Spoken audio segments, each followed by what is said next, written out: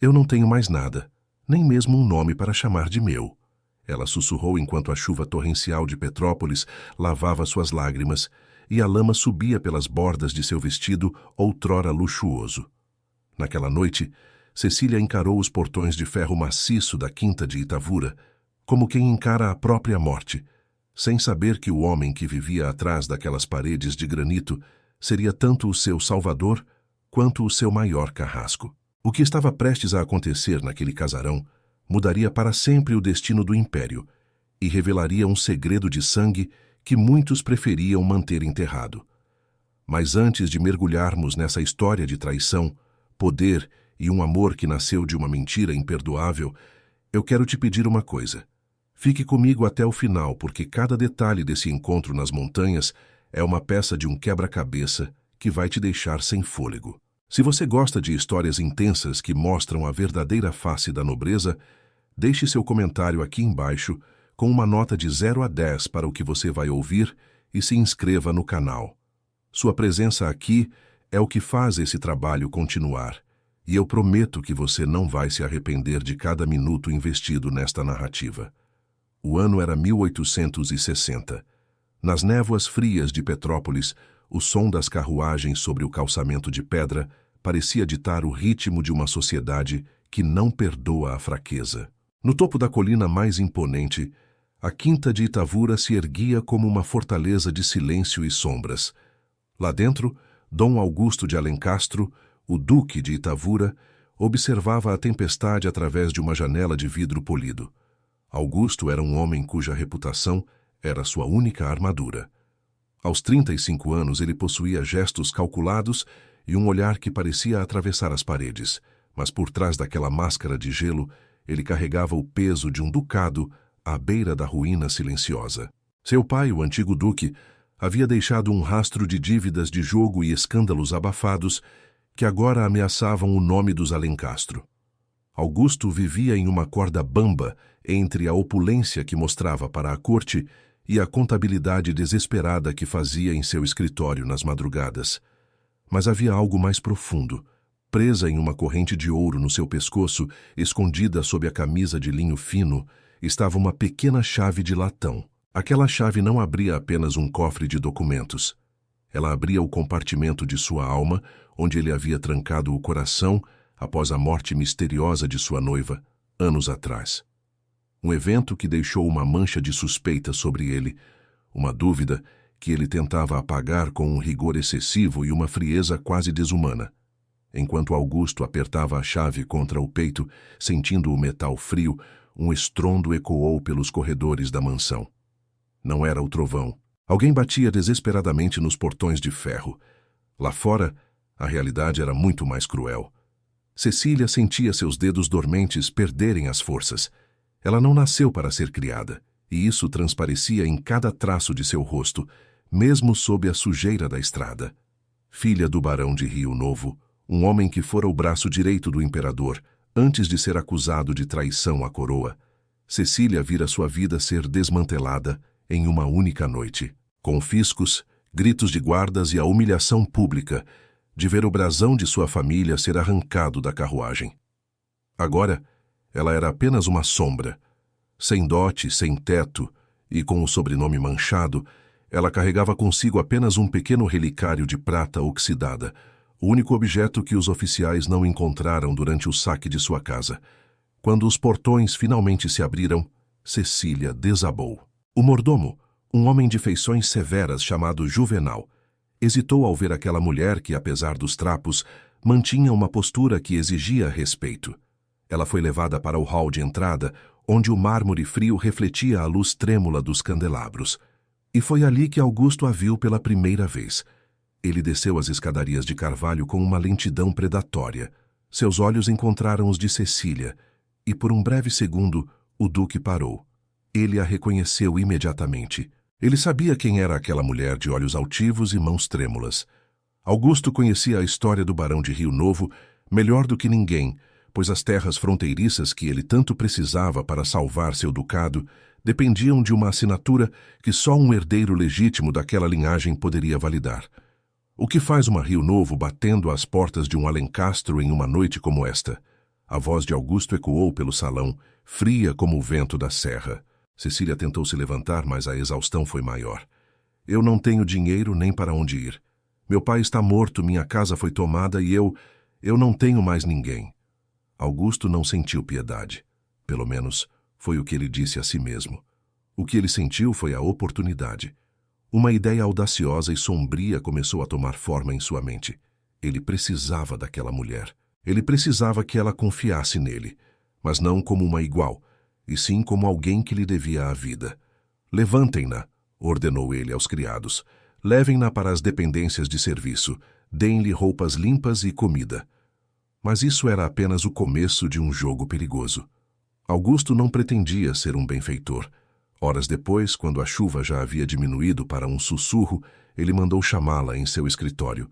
O ambiente cheirava a fumo de rolo e livros antigos. Cecília agora vestia um traje simples de algodão cinza, mas o modo como ela entrou na sala, sem baixar o olhar, incomodou Augusto. Sente-se, ele disse, apontando para uma cadeira de couro. Vou ser direto, Cecília. Sua situação é desesperadora.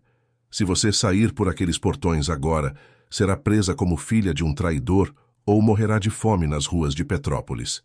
Cecília apertou o relicário em seu bolso. Eu sei disso, Excelência, mas não vim pedir esmolas. Há o que você tem a oferecer além de um nome que ninguém quer pronunciar. Ele rebateu, levantando-se e caminhando até a mesa onde repousava um livro de registros antigo, com a capa de couro carcomida. Ele olhou para ela e mentiu. Foi uma mentira dita com tanta convicção que até o ar na sala pareceu mudar. Augusto disse a Cecília que ele já estava em contato com o conselho do imperador. Mentiu dizendo que tinha influência suficiente para reabrir o processo de seu pai e provar sua inocência, devolvendo-lhe a fortuna e a dignidade. Mas, para isso, ela precisaria provar sua lealdade. Você trabalhará aqui. Será a criada pessoal de minha irmã, Adelaide, que vive reclusa na ala leste. Ninguém pode saber quem você é.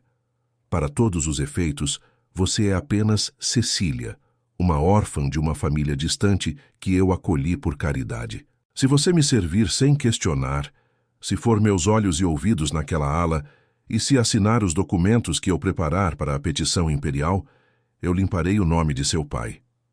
O que ele não contou foi o resto do plano. Ele pretendia usar a assinatura de Cecília para transferir legalmente as terras do barão de Rio Novo para o ducado de Itavura, sanando todas as suas dívidas. E assim que o processo terminasse, ele não a levaria à corte. Ele pretendia despachá-la para um convento isolado no interior de Minas Gerais, sob um nome falso, onde ela passaria o resto de seus dias em silêncio, sem nunca saber que o perdão imperial era apenas uma isca. Você me dá sua palavra? Cecília perguntou, com a voz embargada pela esperança. Augusto hesitou por um milésimo de segundo. A chave de latão em seu pescoço pareceu queimar contra sua pele. Eu lhe dou minha palavra de duque, ele respondeu. E foi assim que o pacto foi selado. Mas o que Augusto não esperava era que Cecília não seria uma criada comum. Nos dias que se seguiram, a quinta de Itavura começou a sentir a presença daquela mulher de uma forma que o duque não conseguia controlar. Ela era culta, falava francês com perfeição ao ler para Adelaide e demonstrava uma perspicácia que deixava os outros empregados em choque. Augusto tentava manter a distância. Ele impunha regras severas, exigia que ela limpasse a biblioteca pessoal dele, um lugar onde ninguém tinha permissão para entrar, e a punia com horas extras de trabalho por qualquer falha mínima na etiqueta. Ele queria quebrá-la. Queria que ela se sentisse tão pequena que nunca ousasse questionar as ordens que ele daria no futuro. Mas havia algo nela que ele não conseguia explicar. Certa tarde, enquanto ela organizava as estantes, Augusto a observou sem que ela percebesse. Cecília não estava apenas espanando os livros. Ela estava lendo os títulos com uma reverência que ele só vira em acadêmicos. De repente, ela parou diante de um volume específico, o livro de registros que ele usava para controlar as dívidas do pai. O coração de Augusto disparou. Ele deu um passo à frente, pronto para repreendê-la, mas parou ao ver o que ela fazia. Cecília passava os dedos sobre os nomes riscados. Ela tinha uma expressão de dor e confusão. Naquela lista, Augusto tinha marcado o nome do pai dela em uma coluna de pagamentos efetuados, que, na verdade, eram valores que o antigo duque de Itavura tinha extorquido do barão de Rio Novo antes da queda. "O que você está fazendo?" A voz dele chicoteou o silêncio da biblioteca. Cecília deu um pulo, fechando o livro rapidamente. Eu sinto muito, Excelência. Eu só estava limpando. Eu lhe dei ordens claras, Cecília. Você limpa. Você não lê. Você é uma criada. Lembre-se disso." Ele se aproximou dela, seu corpo alto e imponente pairando sobre a figura frágil de Cecília. A tensão entre eles era elétrica, um misto de raiva, desconfiança e algo que Augusto se recusava a nomear. Ele segurou o braço dela com firmeza, mas não com violência. Por um momento, os olhos dele se encontraram e o duque sentiu um soco no estômago. Aquela mulher não o temia. Ela o desafiava. "Não esqueça a sua posição", ele sussurrou, sentindo o cheiro de sabão de castanha que vinha da pele dela. "Eu nunca esqueço quem eu sou, duque", ela respondeu, com a voz firme. "O senhor é quem parece ter dificuldades em lembrar que, antes de ser sua criada, eu sou uma Rio Novo." Augusto a soltou como se tivesse se queimado. Ele a mandou sair, mas o dano já estava feito. O segredo estava começando a vazar pelas frestas de sua armadura. E isso era só o começo, porque ele não era o único que sabia da presença de Cecília na quinta de Itavura. Enquanto Cecília se retirava, tremendo, mas de cabeça erguida, uma carruagem negra subia a serra. Dentro dela, o Visconde de Araruama, um homem cujos olhos eram tão frios quanto as pedras de Petrópolis e cuja ambição não conhecia limites, sorria nas sombras. Ele sabia que o duque escondia algo. Ele sabia que Itavura estava desesperado, e ele estava prestes a jogar um balde de água gelada nos planos de Augusto. O que o duque não sabia era que o seu plano de manter Cecília em silêncio estava prestes a enfrentar um inimigo que conhecia cada uma de suas mentiras. E a pergunta que ficava no ar, enquanto a neblina engolia a mansão, era: até onde Augusto iria para proteger o nome de sua família? Ele seria capaz de destruir a única pessoa que, em anos, o fez sentir que seu coração ainda não era totalmente feito de pedra? A verdade estava escondida em documentos, em chaves e em promessas feitas à meia-noite. Mas a verdade tem um jeito próprio de vir à tona, especialmente quando é enterrada viva. O que você acha que vai acontecer quando Cecília descobrir que o homem que ela vê como seu salvador é, na verdade, o arquiteto de sua ruína final? Continue acompanhando, porque a escalada dessa tensão está apenas começando. Se o senhor acha que o medo vai me tornar sua escrava, Dom Augusto, é porque nunca entendeu o que significa perder tudo, Cecília afirmou, com a voz baixa mas cortante, enquanto sustentava o olhar gélido do duque no corredor escuro da mansão. Naquela noite, o silêncio da quinta de Itavura parecia gritar as verdades que ambos tentavam esconder. Mas enquanto Cecília lutava para manter sua dignidade, Augusto lutava contra algo muito mais perigoso. A percepção de que aquela mulher não era apenas uma peça em seu tabuleiro, mas o incêndio que poderia reduzir seu ducado a cinzas. Se você está chegando agora, prepare-se. Porque o que o Duque de Itavura está prestes a fazer vai testar todos os limites da honra e da traição. A história está apenas começando a revelar suas garras. Por isso, não saia daí. Assista até o final para entender como uma simples mentira pode destruir vidas inteiras. E já aproveita para deixar sua marca aqui. De 0 a 10. O quanto essa tensão entre patrão e criada está te prendendo. Se inscreva no canal para não perder o momento em que essa máscara de gelo finalmente vai rachar. Sua companhia é o que dá vida a essa narrativa. Os dias na quinta de Itavura passavam como sombras lentas sob o sol pálido da serra. Cecília fora instalada na ala leste, uma parte do casarão que cheirava a lavanda mofada e segredos guardados. Sua tarefa era cuidar de Dona Adelaide, a irmã do duque. Adelaide era uma mulher que parecia feita de porcelana quebrada. Vivia em um quarto com as cortinas sempre cerradas, recusando-se a encarar a luz do dia desde que um escândalo familiar, anos atrás, a deixara marcada pela melancolia.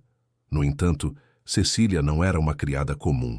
Enquanto trocava os lençóis ou servia o chá de erva cidreira, ela observava. Ela notava como Adelaide estremecia toda vez que o nome dos Rio Novo era mencionado por acidente. E Adelaide, por sua vez, via em Cecília algo que não pertencia ao mundo da servidão. Você tem mãos de quem já segurou leques de seda, não apenas vassouras, comentou Adelaide certa tarde, sua voz um fio de seda. Por que meu irmão a mantém aqui, escondida como um crime? Cecília sentiu o relicário de prata pesar em seu peito, por baixo do avental. O duque diz que está me protegendo, senhora. Ele prometeu limpar o nome de meu pai junto ao imperador. Adelaide soltou uma risada amarga, que terminou em uma tosse seca. Augusto protege apenas uma coisa nesta vida: o nome Alencastro. Tome cuidado, menina. Meu irmão aprendeu a mentir antes mesmo de aprender a amar. Aquelas palavras ficaram ecoando na mente de Cecília. Ela começou a perceber pequenas estranhezas no comportamento do duque. Augusto passava horas trancado em seu escritório e o som daquela pequena chave de latão girando na fechadura da gaveta secreta era o único ruído que se ouvia nas madrugadas. Mas havia algo mais. Em suas idas à biblioteca para limpar o que Augusto chamava de lixo histórico, Cecília encontrou cartas antigas, nunca enviadas, com o selo da família Rio Novo. Mas isso era só o começo. O que ela descobriu em seguida a deixou em choque. Ao folhear um livro de registros de terras, Cecília viu que as propriedades que pertenciam a seu pai já estavam sendo listadas como anexos potenciais da Quinta de Itavura. O duque não estava apenas esperando o perdão imperial. Ele estava preparando a transferência de tudo o que restava do legado dela para as mãos dele. Enquanto a desconfiança crescia no coração de Cecília, uma ameaça externa chegava aos portões. O Visconde de Araruama não era um homem de visitas sociais. Ele chegou em uma tarde de neblina densa, sua carruagem negra rangendo sobre as pedras. Araruama era o rival político de Augusto, um homem que desejava o título de duque tanto quanto desejava ver a ruína dos Alencastro. Augusto o recebeu no salão principal, sob o olhar atento dos retratos de seus antepassados. O clima era de uma cortesia venenosa. Soube que você acolheu uma nova protegida, Augusto, disse Araruama, saboreando um cálice de conhaque. Uma jovem de modos refinados demais para uma simples órfã de estrada. Augusto manteve a expressão impassível, embora seus dedos apertassem o braço da poltrona. Minha caridade não é assunto de sua conta, Visconde. Ah, mas a lei é, rebateu Araruama, inclinando-se para a frente. Abrigar a filha de um traidor condenado pela coroa sem reportar às autoridades pode ser visto como cumplicidade. Imagine o escândalo. O duque de Itavura, o pilar da moralidade, escondendo uma Rio Novo em suas cozinhas. O silêncio que se seguiu foi sufocante. Augusto sentiu o peso da chantagem. Araruama não queria apenas denunciá-lo. Ele queria usar Cecília para destruir a reputação de Augusto e, possivelmente, tomar as terras para si. O que você quer? Rosnou o duque. Eu quero a prova de que ela está aqui. E quero que você desista da reivindicação das terras da fronteira. Caso contrário, o Ministério da Justiça saberá que você está obstruindo a lei por ganância pessoal. Augusto estava encurralado. Ele achou que tinha tudo sob controle, que Cecília era apenas uma ferramenta, mas agora ela era o alvo.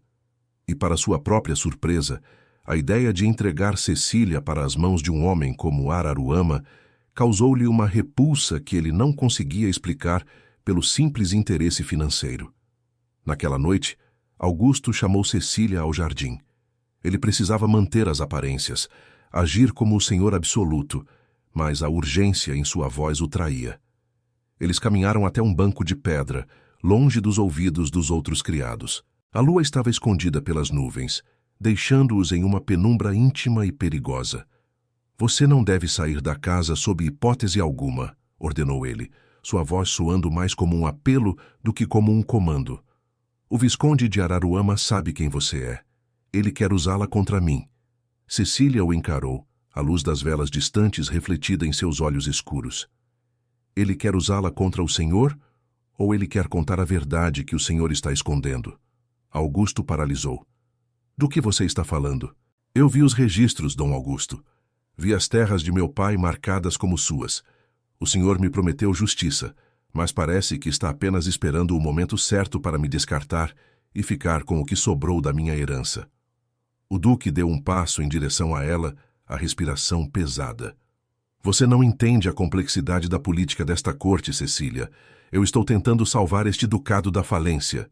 À custa da minha vida? À custa da memória do meu pai? Ela retrucou, a voz tremendo de indignação. O senhor me disse que era um homem de honra, mas a honra de um duque vale tão pouco assim? Nesse momento, algo aconteceu. Um gesto que quebrou a máscara de gelo de Augusto. Ele estendeu a mão e tocou o rosto de Cecília. Um toque breve, quase hesitante, que carregava uma eletricidade que nenhum dos dois esperava. Por um segundo, o abismo entre o nobre e a criada desapareceu. Havia apenas dois seres humanos perdidos em uma rede de mentiras e perigos. Eu vou protegê-la, ele sussurrou, e desta vez, por um instante, ele mesmo acreditou na própria mentira. Mas Araruama não ia esperar. No dia seguinte, uma carta anônima foi entregue a Cecília através de uma das cozinheiras. A mensagem era curta e terrível. O duque nunca enviou sua petição ao imperador. Ele apenas espera sua assinatura final para enviá-la para o exílio em Minas. Se quiser a verdade, procure o documento com o selo quebrado na gaveta que a chave dele abre. O coração de Cecília gelou. A dúvida, que antes era uma pequena semente, agora se tornara uma árvore de espinhos. Ela olhou para a escadaria que levava aos aposentos do duque. Ele estava fora, em uma reunião com outros proprietários de terras. A casa estava silenciosa. Ela sabia o que precisava fazer, mas o risco era imenso. Se fosse pega, seria o fim. E o que ela encontraria naquela gaveta poderia ser o prego final no caixão de sua esperança. E é aqui que muita gente desiste. É aqui que o medo costuma vencer. Mas Cecília tinha o sangue dos Rio Novo correndo nas veias, um sangue que não aceitava a derrota sem luta. Ela começou a subir os degraus, cada passo rangendo na madeira secular, soando como um aviso. O que ela não sabia era que Augusto estava voltando mais cedo, e que Araruama já tinha acionado os oficiais para uma inspeção surpresa na quinta de Itavura. O tempo estava se esgotando. Será que Cecília conseguirá abrir a gaveta antes de ser descoberta? E o que realmente está escrito naqueles papéis que o duque guarda com tanto zelo? A tensão está prestes a explodir e as consequências serão devastadoras para ambos. Não saia daí, porque o próximo capítulo dessa história vai revelar o segredo que pode mudar tudo. Cada palavra que saiu da sua boca foi uma adaga banhada em veneno, Dom Augusto, Cecília pensou, enquanto seus dedos trêmulos finalmente alcançavam o fundo falso daquela gaveta pesada. Naquela noite, a biblioteca da Quinta de Itavura não era um santuário de conhecimento, mas o cenário de um crime emocional. O ar parecia ter acabado, e o som do seu próprio coração batendo contra as costelas era tão alto que ela temia despertar os fantasmas dos antepassados do duque que a vigiavam dos quadros na parede. O que ela tinha nas mãos não era apenas um papel, era a prova de que o homem em quem ela começava a confiar era, na verdade, o arquiteto da sua prisão.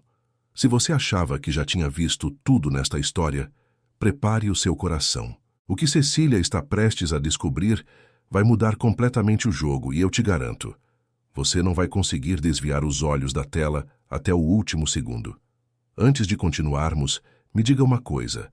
Você perdoaria uma mentira se ela fosse dita para te proteger, ou a verdade é o único caminho? Deixe seu comentário com uma nota de 0 a 10 para a coragem de Cecília e se inscreva agora para não perder o clímax dessa reviravolta. O apoio de vocês é o que faz essas histórias de época ganharem vida. A luz da lua filtrava-se pelas janelas altas, desenhando listras de prata no chão de madeira encerada. Cecília sabia que Dom Augusto guardava a chave de latão junto ao peito, mas ela também sabia que um homem tão meticuloso sempre teria um plano de reserva. Após vasculhar o escritório por o que pareceram horas, ela encontrou uma pequena mola escondida sob o entalhe de uma fênix na lateral da escrivaninha. Com um clique seco, uma gaveta secreta se abriu. Lá dentro não havia ouro ou joias. Havia papéis, documentos oficiais com o selo de cera vermelha da Casa Imperial. Cecília sentiu o estômago dar um nó quando abriu o primeiro pergaminho.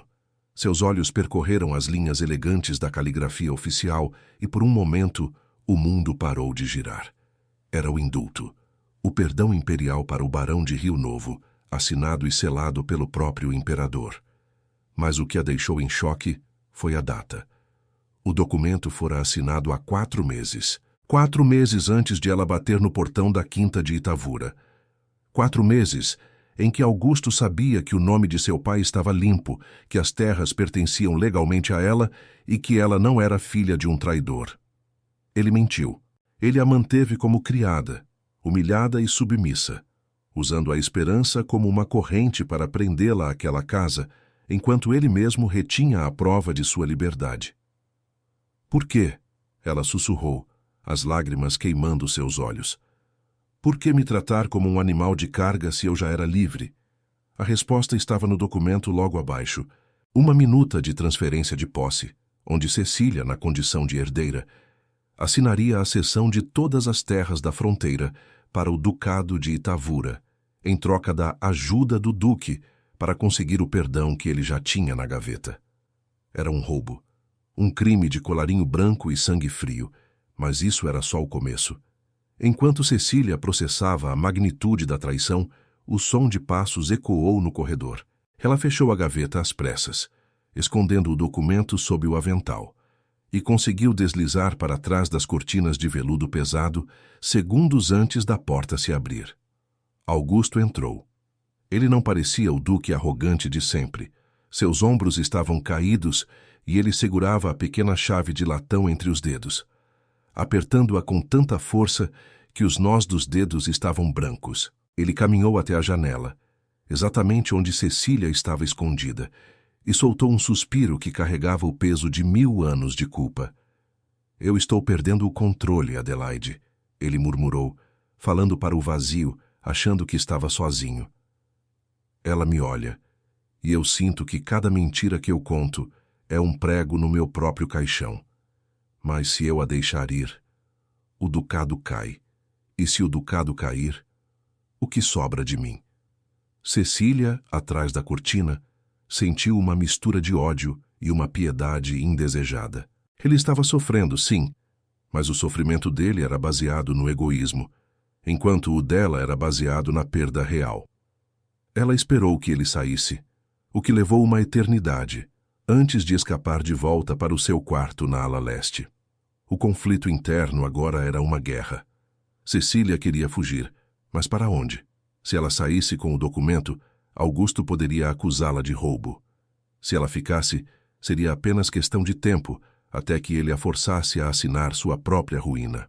E foi nesse clima de tensão insuportável que o duque anunciou um sarau privado. Seria uma noite pequena, apenas para amigos próximos, incluindo o Visconde de Araruama. Augusto queria mostrar à sociedade que a quinta de Itavura ainda era um centro de poder, mas Araruama tinha outros planos. Na noite do evento, Cecília foi obrigada a servir. Augusto insistiu que ela usasse o uniforme de criada mais fino, um gesto que ela agora entendia como uma humilhação calculada para lembrá-la de quem ele queria que ela fosse. O salão estava cheio de perfumes caros, risadas afetadas e o tilintar de joias. Vejam só, disse uma baronesa, apontando para Cecília enquanto ela servia champanhe. Dizem que esta é a protegida do duque. Tem feições de nobre, não acham? Que desperdício vê-la carregando bandejas. Araruama, que observava tudo de um canto, aproximou-se de Cecília quando Augusto se afastou para falar com um ministro. O pergaminho é pesado sob o avental, não é, Cecília? Ele sussurrou no ouvido dela, sua voz cheirando a tabaco e malícia. Cecília empalideceu. Eu não sei do que o senhor está falando. Ah, sabe sim. Eu sei o que tem naquela gaveta. E sei que você já descobriu. O duque é um monstro, minha cara. Mas eu posso ser seu aliado. Dê-me o documento e eu garanto que você terá sua vingança e suas terras de volta. Augusto de Alencastro, não merece o ar que respira. Cecília estava entre a cruz e a espada. Araruama era perverso, mas Augusto a tinha traído da pior forma possível. Antes que ela pudesse responder, Augusto voltou. Ele percebeu a proximidade de Araruama e seus olhos flamejaram. "Algum problema, Visconde?" Augusto perguntou, sua voz subindo um tom, atraindo a atenção dos convidados. "Nenhum, Duque. Apenas comentando com sua serva sobre como a memória do barão de Rio Novo deve estar se revirando no túmulo ao vê-la nesta posição. Afinal, um traidor não merece nada, mas a filha dele servindo champanhe aos que o condenaram. É poético, não acha?" Um silêncio mortal caiu sobre o salão. Cecília sentiu o sangue fugir do rosto. As lágrimas ameaçavam cair, mas ela se recusava a chorar na frente daqueles abutres. Augusto olhou para Cecília e depois para a plateia de nobres que esperavam uma piada ou um insulto adicional. E é aqui que muita gente desiste de acreditar na redenção. Mas o que Augusto fez em seguida deixou todos, inclusive Cecília, em choque total. Ele não riu. Ele não concordou. Ele deu um passo à frente e, diante de toda a elite de Petrópolis, tirou a bandeja das mãos de Cecília e a entregou a um mordomo assustado. "O Visconde está enganado sobre uma coisa", disse Augusto, sua voz ecoando com uma autoridade que fez Araruama recuar um passo. "A memória de um homem justo nunca é manchada pela posição de seus filhos. E esta mulher não é uma serva. Ela é Cecília de Rio Novo e está sob minha proteção pessoal. Quem insultar o nome dela, ou o de seu pai, insulta a casa de Itavura." Houve um murmúrio de choque. Augusto tinha acabado de quebrar o maior protocolo social da época.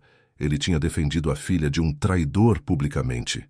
Araruama sorriu, um sorriso de quem tinha acabado de ganhar a jogada. "Você acaba de assinar sua ruína política, Augusto."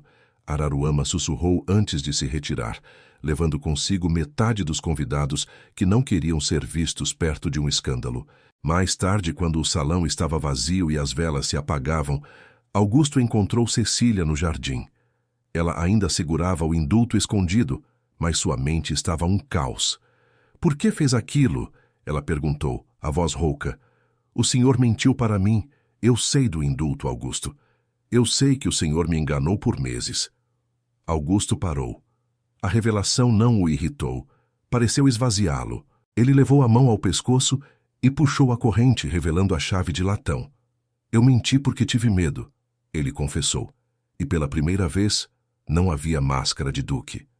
"Medo de que, se você soubesse que era livre, você iria embora.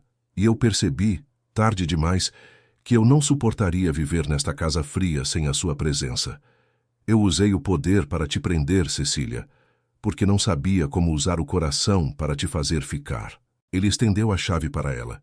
"Tudo o que eu tenho, cada prova, cada documento, está naquela gaveta. Use a chave. Destrua-me se quiser. Eu mereço."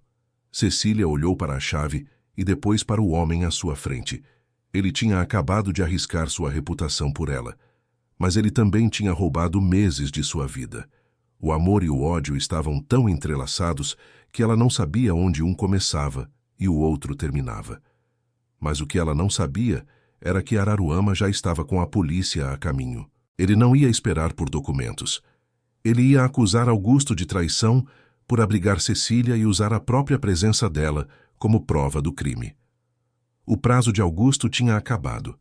Ele tinha que escolher entre a sua liberdade e a dela. E o que aconteceu em seguida foi algo que ninguém na quinta de Itavura poderia ter previsto. Você acha que Cecília deve perdoar Augusto depois de descobrir tamanha traição? Ou ela deve se aliar a Araruama para ter sua vingança? A tensão atingiu o ponto de ruptura, e o próximo passo vai decidir quem sai vivo desse labirinto de mentiras. Não saia daí, porque a verdade nua e crua está prestes a ser revelada.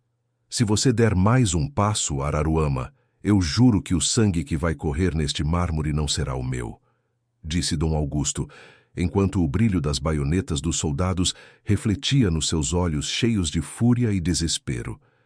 Naquela noite, a quinta de Itavura deixou de ser um palácio para se tornar uma arena de traição. O som das botas militares contra o piso de granito ecoava como o tambor de uma execução iminente. O duque, que passara a vida protegendo seu nome como se fosse uma relíquia sagrada, estava agora a 1 segundo de ver sua armadura ser estraçalhada diante de toda a corte. A tensão nesta história atingiu um nível em que não há mais volta, e o que vai acontecer agora vai te mostrar o verdadeiro preço de uma mentira. Você está preparado para ver a queda de um gigante ou a ascensão de uma mulher que foi injustiçada por tempo demais? Antes de continuarmos para esse momento decisivo, eu preciso saber: você acha que o duque merece ser perdoado por ter escondido o indulto para manter Cecília ao seu lado? Deixe sua nota de 0 a 10 para a atitude de Augusto e se inscreva no canal. Sua inscrição é o que nos permite contar histórias tão intensas quanto esta todos os dias. O ar em Petrópolis estava tão denso que parecia que se podia cortá-lo com uma faca. O Visconde de Araruama entrou no hall de entrada com um sorriso triunfante, acompanhado por um representante do Ministério da Justiça e 4 soldados da Guarda Imperial. O silêncio que se seguiu foi quebrado apenas pelo chiado das tochas e pelo som da chuva, que voltava a fustigar as janelas. Dom Augusto de Alencastro, começou Araruama, estendendo um documento oficial com um prazer quase carnal. O senhor está sendo acusado de obstrução da justiça e de abrigar sob falsa identidade a filha de um traidor da coroa. Onde está a moça? Augusto não se moveu. Ele sentia a pequena chave de latão pesando em seu peito, mas agora ela parecia um lembrete de sua própria covardia. Ele olhou para a escadaria, esperando ver Cecília, mas ela não estava lá. Enquanto isso, nos corredores escuros da ala leste, Cecília corria. Ela apertava o indulto contra o coração, o papel amassado sob o avental de criada. Ela ouvira os gritos no hall e sabia que o fim estava próximo. O ódio que sentia por Augusto pela mentira lutava contra a imagem dele horas antes, defendendo sua honra diante de Araruama. Mas a traição do indulto era profunda demais. Ele a tratara como uma posse, um objeto de troca para salvar suas terras. Eu não serei a moeda de troca de ninguém, ela murmurou para si mesma, enquanto alcançava a porta dos fundos que dava para os jardins. Ela mergulhou na neblina densa de Petrópolis. A visibilidade era de apenas alguns metros. Cecília pretendia chegar à estrada principal, encontrar o caminho para a cidade e se entregar diretamente ao representante do imperador. Ela preferia a prisão, ou até o exílio, a continuar vivendo sob a mentira de Augusto. Mas o que ela não esperava era que o jardim estava cercado. Lá dentro, Augusto tentava ganhar tempo. Cecília de Rio Novo não é uma prisioneira, Visconde. Ela é minha convidada. E se você acha que pode entrar na minha casa e levar quem quer que seja sem uma ordem direta assinada pelo imperador, você esqueceu quem eu sou. Eu não esqueci nada, Duque, Araruama rebateu, aproximando-se até que seus rostos estivessem a poucos centímetros. Mas eu sei o que você tem na sua gaveta. Sei que você reteve o perdão do pai dela para roubar as terras. E quando eu contar isso ao ministério, não será apenas o seu título que cairá. Será a sua cabeça. Augusto sentiu um frio na espinha. Ele achou que estava tudo resolvido com a sua confissão a Cecília, mas não poderia estar mais enganado. Araruama tinha espiões em toda parte, e o segredo das terras era a arma final. E é aqui que muita gente desiste de lutar. Mas Augusto, pela primeira vez em décadas, não pensou no ducado. Ele pensou na mulher que estava lá fora sozinha no frio, fugindo de uma mentira que ele mesmo criara. Deixe-a ir, disse Augusto, com a voz subitamente baixa e carregada de uma sinceridade que assustou Araruama. Eu entrego os documentos. Eu renuncio às terras. Eu confesso que agi de má fé. Mas deixe Cecília de Rio Novo em paz. Ela é inocente de tudo. Araruama soltou uma gargalhada seca. É tarde demais para heroísmos, Duque. Os soldados já a encontraram nos jardins. Nesse momento, as portas do hall se abriram e 2 soldados entraram arrastando Cecília. Ela estava encharcada, os cabelos grudados ao rosto, mas seus olhos ainda brilhavam com uma chama de rebeldia que nem a chuva, nem o medo conseguiam apagar. Ela olhou para Augusto, e o desprezo que ele viu naqueles olhos doeu mais do que qualquer ameaça de Araruama. Aqui está ela, disse o oficial do ministério. E o que é isso que ela carrega? Um dos soldados arrancou o papel de Cecília e o entregou ao oficial. Era o indulto. O segredo estava exposto. Então é verdade, disse o oficial, lendo o documento. O perdão foi assinado há meses e o senhor o manteve escondido, Dom Augusto. Isso é um crime grave contra a administração da justiça. Cecília deu um passo à frente, ignorando os soldados. Ele mentiu para mim. Ele me prometeu que lutaria pelo meu pai, enquanto guardava a prova da inocência dele em uma gaveta trancada. Ele me usou para tentar roubar o que restava do meu legado. Augusto não tentou se defender. Ele permaneceu em silêncio, aceitando cada palavra de Cecília como um golpe necessário. Mas ele percebeu algo que ninguém mais viu. O Visconde de Araruama estava estendendo a mão para pegar o indulto das mãos do oficial. E o brilho de ganância nos olhos do vilão revelava que ele pretendia destruir aquele papel ali mesmo, para que as terras ficassem em um limbo jurídico que ele pudesse explorar. Isso é só o começo, pensou Augusto, sentindo a chave de latão contra o peito. Ele ainda tinha um trunfo, um segredo que nem mesmo Cecília conhecia. Esperem, disse Augusto, sua voz recuperando a força. Se vocês querem me prender por reter o indulto, façam-no. Mas saibam que o Visconde de Araruama não está aqui por justiça. Ele está aqui porque foi o meu pai, o antigo duque, quem ajudou a forjar as provas contra o barão de Rio Novo. E Araruama foi o beneficiário silencioso de metade daquelas dívidas. O choque no salão foi total. Araruama empalideceu. Isso é calúnia. Você não tem provas. Eu tenho a chave, disse Augusto, puxando a corrente de ouro e revelando o símbolo que o acompanhara por tanto tempo. E ela não abre apenas a gaveta do indulto. Ela abre o cofre de registros pessoais do meu pai, onde estão os recibos de suborno que você, Visconde, pagou para que o barão de Rio Novo fosse acusado de traição. Cecília parou de respirar.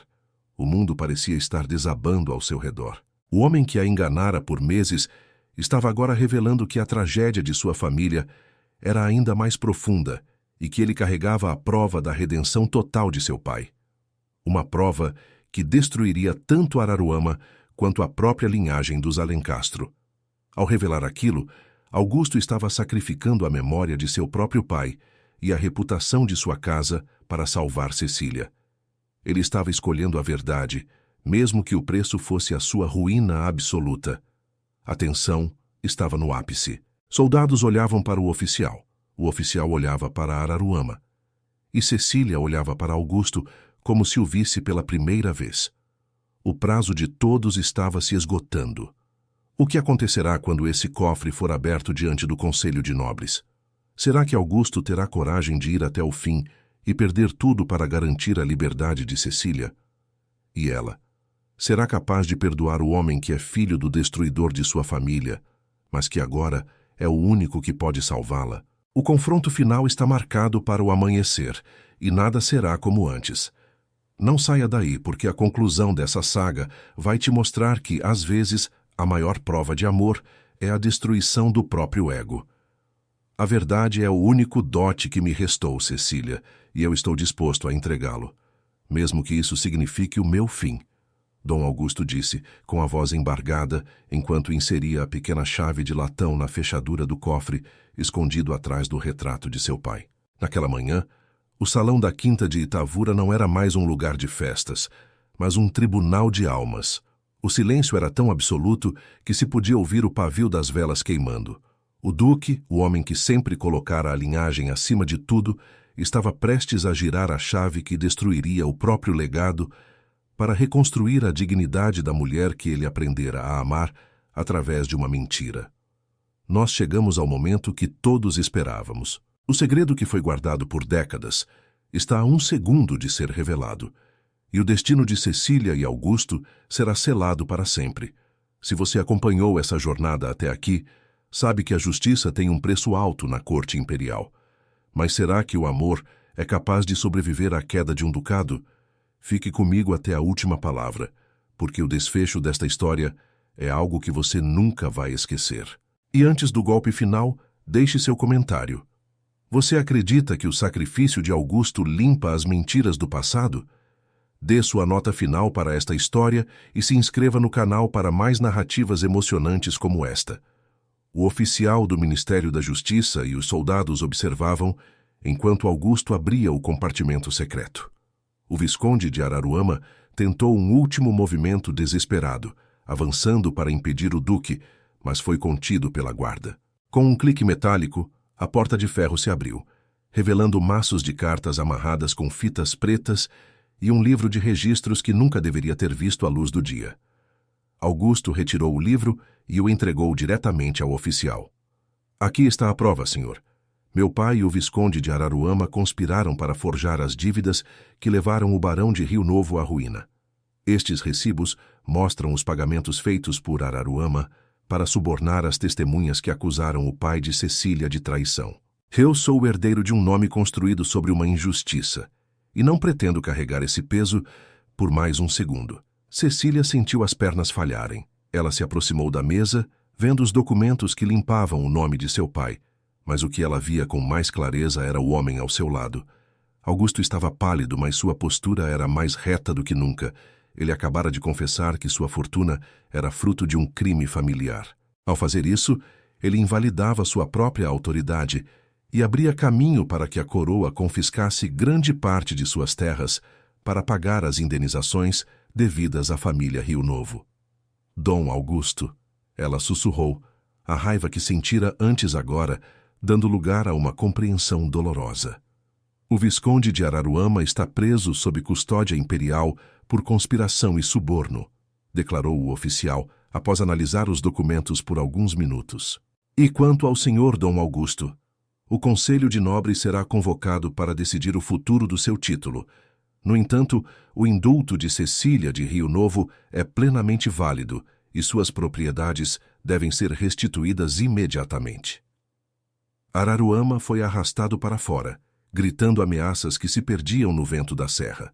O salão, antes cheio de tensão, agora parecia respirar novamente. Mas havia uma ferida que documentos não podiam curar. Semanas se passaram. O escândalo abalou os alicerces da corte no Rio de Janeiro. Dom Augusto de Alencastro, o outrora intocável Duque de Itavura, perdeu grande parte de sua influência política. Ele não foi preso devido à sua confissão voluntária, mas o brilho de seu título se apagara.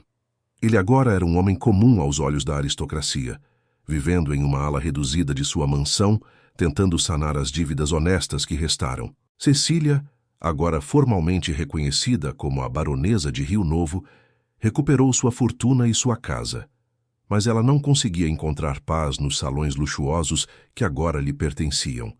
Ela sempre se pegava olhando para o relicário de prata em sua penteadeira e para a pequena chave de latão que Augusto lhe entregara naquela noite terrível.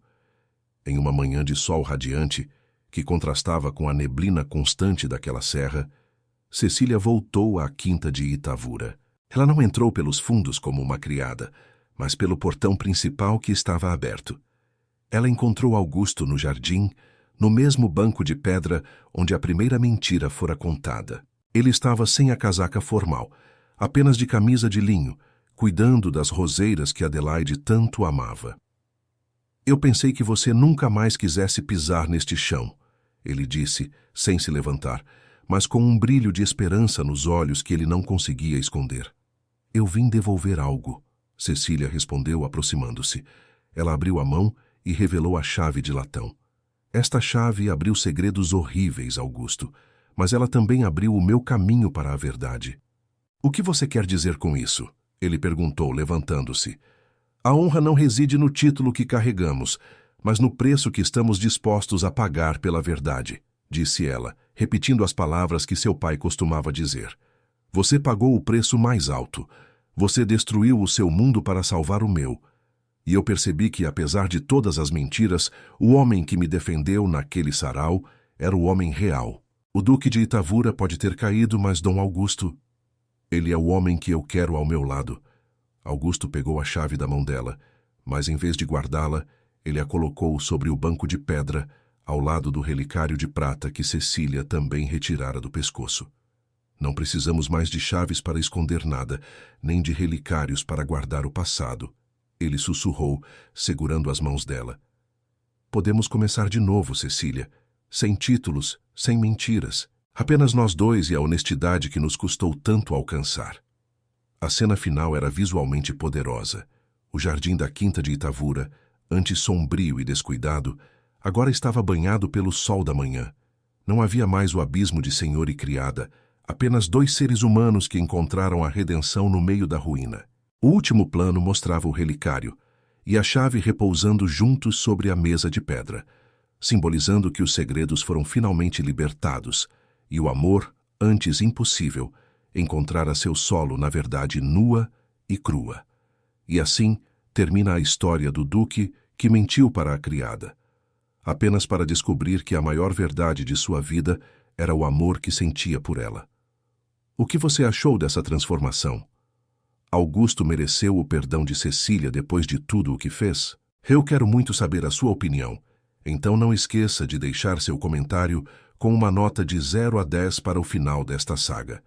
Se você se emocionou com essa narrativa e quer ouvir mais histórias de época, mistério e romance dramático, inscreva-se agora no canal. Nós trazemos contos intensos como este todas as semanas, sempre com o objetivo de tocar o seu coração e te levar para outros tempos. Muito obrigado por assistir até aqui. Sua presença é o que nos motiva a continuar contando essas histórias. Nos vemos em breve para mais um capítulo inesquecível.